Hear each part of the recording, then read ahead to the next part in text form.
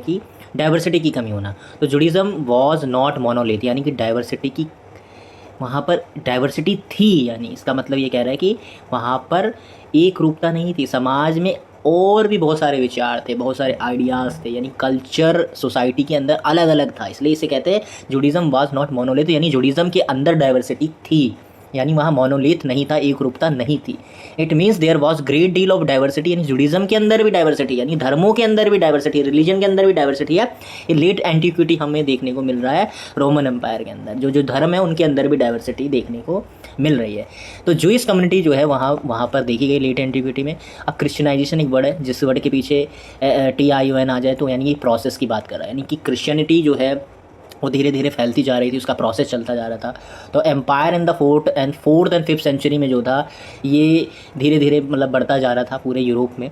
और प्लैग भी उस समय चल रहा है, प्लैग का इम्पैक्ट जो है मेडिटेरियन सी के आसपास देखा जाता है, 540 के पीरियड में देखा जाता है। और अगर हम बात करें थोड़ी और नीचे जाएँ इसके, तो और हम देखते हैं कि इन द वेस्ट, मतलब वेस्ट की तरफ अगर हम देखें तो एम्पायर जो है फ्रेगमेंटेड होता है पॉलिटिकली। और कुछ अब जैसे अब यहाँ पे देखिएगा जैसे कैसे कैसे ये रोमन एम्पायर टूटेगा, अब ये ब्रेक होगा, इसका डिक्लाइन होगा।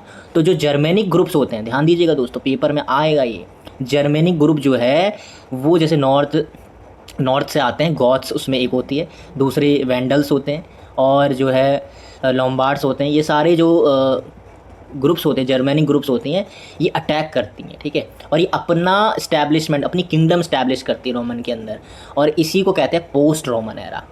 यानी कि जो बाहर से ट्राइब्स आ रही, जर्मनिक ट्राइब, वो अब अपनी किंगडम इस्टेब्लिश करेगी और रोमन एम्पायर डिक्लाइन होगा। पेपर में पूछेगा रोमन एम्पायर का डिक्लाइन होने के पीछे क्या कारण थे, क्या प्रोसेस था। तो मेडिवल वर्ल्ड में क्या होता है कि जो विसिगोथ्स होते हैं वो स्पेन में अपना स्टैब्लिश कर लेते हैं, फ्रैंक्स गॉल में अपने स्टैब्लिश कर लेते हैं। जैसे हम 4th यूनिट में पढ़ते हैं कि जो फ्रैंक्स है वो गॉल एरिया में अपनी किंगडम बनाते हैं, और गॉल ही आज फ्रांस माना जाता है। तो फ्रांस फ्रैंक जनजाति ट्राइब से ही मिलकर के नाम से ही बनी है, ठीक है। तो जो लॉम्बार्ड्स होते हैं, लॉम्बार्ड वो इटली में अपना किंगडम स्टैब्लिश कर लेते हैं। तो अब देखिए जस्टिनियन जो रूल होता है, Justinian rule is high water mark of the prosperity and imperial ambition, ठीक है। अब इसके समय में अच्छा खासा जो है प्रोस्पेरिटी देखी जाती है उसके समय में, जस्टिनियन के समय में। अगर मैं बात करूँ जस्टिनियन रिकैप्चर की, तो जस्टिनिया जो है रिकैप्चर करता है, मतलब अफ्रीका को जो है वो वेंडल से छुड़ाकर जो है उसे अपनी एरिया में ले आता है, अपने रिकैप्चर कर लेता है अफ्रीका को। किससे कर लेता है? वेंडल से कर लेता है। जस्टिनिया एक राजा है वहाँ का, ठीक है, रोमन एम्पायर के अंदर।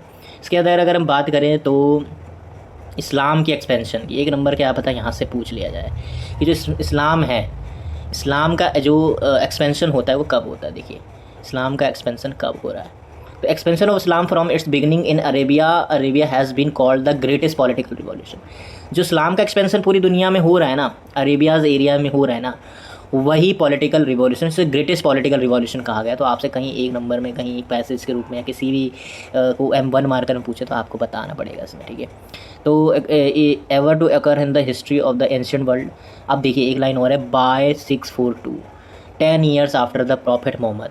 प्रॉफिट मोहम्मद जी की डेथ के बाद क्या होता है कि 642 में जो largest part of the eastern Roman होता है, ठीक है, largest part of both Eastern Roman and Sasanian Empire had fallen to the Arabs in series of the stunning confederation, ठीक है। अब यहाँ पर धीरे धीरे क्या आएगा, इसके बाद जो है इस्लाम धीरे धीरे एंट्री करने लग जाएगा यहाँ पर, ठीक है। तो जो ईस्टर्न रोमन पार्ट है, ससानियन एम्पायर होता है, वो धीरे धीरे जो है अब अरब के शासन के अधीन आ जाता है, उसके अंडर में आने लगता है, ठीक है। तो ये हमारा लेट एंटिक्विटी का मतलब मेन जो मोटे मोटे पॉइंट्स थे वो हमने बता दिए हैं, इसमें ज़्यादा कुछ रहा नहीं है इतना।